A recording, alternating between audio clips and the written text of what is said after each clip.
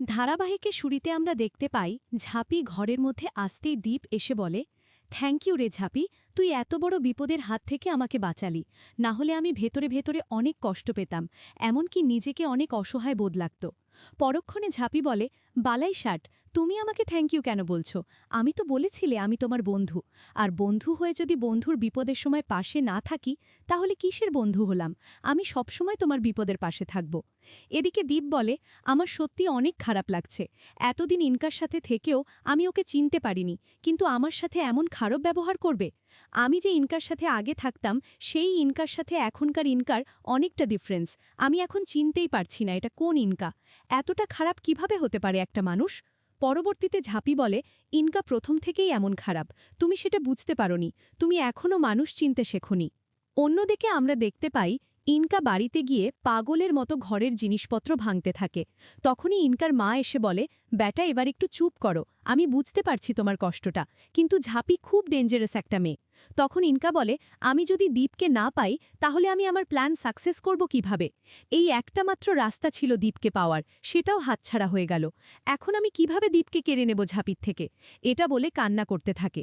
কিছুক্ষণ পরে ইনকা বলে, আর একটা মাত্র রাস্তা আছে, এবার আমি নিজেকে শেষ করে দেব। এটা বলে দৌড়ে ঘরের মধ্যে চলে যায় এবং দরজা আটকে দেয়। এদিকে বাইরে দাঁড়িয়ে ইনকার মা দরজা খোলার জন্য অনেকবার রিকোয়েস্ট করে, কিন্তু ইনকা দরজা না খুলে ওর কাঠি বাজে প্ল্যান শুরু করে দেয়। পরের সিনে রনিত দীপকে ফোন করে বলে, ইনকা সুইসাইড অ্যাটেম্প করেছে, তুই তাড়াতাড়ি হসপিটালে আয়। কথাটা শুনেই দীপ অনেকটা বিষণ্ণ ভরা চিন্তিত হয়ে পড়ে আর বলে, এটা তুমি কি করলে ইনকা? তখন ঝাঁপি এসে বলে, ইনকা কখনোই নিজেকে শেষ করে দিতে পারে না, যে সবসময় অন্যকে শেষ করার কথা ভেবেছে। পরবর্তীতে দীপ ঝাঁপি হসপিটালে যায় এবং ইনকাকে অসুস্থ অবস্থায় বেডে শুয়ে থাকতে দেখে। তখন ইনকার মা দীপকে বলে, এখন কি দেখতে এসেছো দীপ? আমার মেয়েকে শেষ করে দিয়ে তুমি খুব খুশি হয়েছ তাই না? তোমার জন্য আমার মেয়ে সুইসাইড অ্যাটেম্প করেছে, আজকে আমার মেয়ের যদি কিছু হয় তাহলে আমি তোমাদের দুজনকে জেলের ভাত খাবো।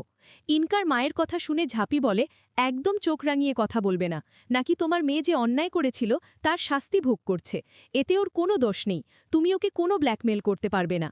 পরের সিনে দীপ অসুস্থ ইনকাকে গিয়ে বলে, তুমি এটা কি করলে ইনকা?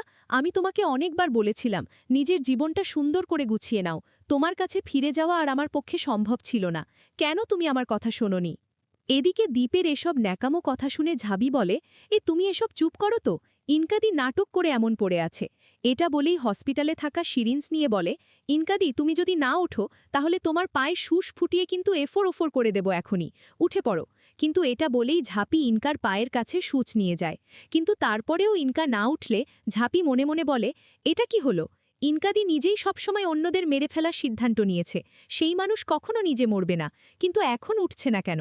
কিছুক্ষণ পরে ডাক্তার এসে ঝাঁপিদিকে ধমক দিয়ে বলে, দেখতেই পাচ্ছেন একজন অসুস্থ অবস্থায় বেডে, তাকে এইভাবে অত্যাচার করার কি দরকার? আপনারা কি ওনাকে এবার মেরে ফেলবেন? পরক্ষণে সেখানে ইনকার মা এসে বলে, তুমি সিরিঞ্জ নিয়ে কি করছো? আমার মেয়েকে একবারে মেরে ফেলার কথা ভাবছো? বল, আমার মেয়ের শরীরে কি পুশ করলে? এদিকে দীপ ঝাঁপিকে টানতে টানতে বাইরে নিয়ে যায়। তখনই পুলিশ অফিসার সুকুমার বাবু এসে বলে, দীপবাবু, আমরা আপনাকে অ্যারেস্ট করতে এসেছি, ইনকা ম্যাডাম যে সুইসাইড অ্যাটেম্প করেছে, এমনকি সুইসাইড নোটে আপনার নাম লিখেছে। পরবর্তীতে ঝাঁপি সুইসাইড নোট পড়ে বলে, এখানে কোথায় লেখা আছে ওর নাম? আপনারা কিসের অভিযোগে ওকে গ্রেফতার করবেন? তখন পুলিশ অফিসার বলে, ঈদকা ম্যাডামের সাথে দীপবাবু বিদেশে থাকত, এমনকি এখানে এসেও কোম্পানি চালাচ্ছে, আর আমরা কি জানি না ইনকা ম্যাডামের সাথে ওনার কিসের সম্পর্ক? তাই আমাদের বুঝতে কোনো অসুবিধে হয়নি। পুলিশ অফিসার ঝাঁপিকে এটাও বলে যে, ম্যাডাম, এসব কথা বাদ দিয়ে ঠাকুরকে ডাকুন, যদি ইনকা ম্যাডামের কিছু হয় তাহলে আপনার স্বামীকে আমরা ছাড়ব না। ঝাঁপি মনে মনে বলে, এই ইনকাকে নিয়ে আমার অন্য ডাক্তারের সাথে পরামর্শ করতে হবে। আগামী পর্বে আমরা দেখতে পাব ঝাঁপি ডাক্তারের কাছে সমস্ত ঘটনা খুলে বলে। ডাক্তার বলে, এই ঘুমের ওষুধ সর্বোচ্চ 10টা খেলে মানুষ কখনোই মরবে না, বরং 2 থেকে 3 দিন একটু ঝিমাবে অথবা বমি বমি ভাব আসবে। তাহলে তোমার এই অবস্থা হলো কিভাবে? কথাটা শুনে ইনকাম থম মেরে দাঁড়িয়ে থাকে।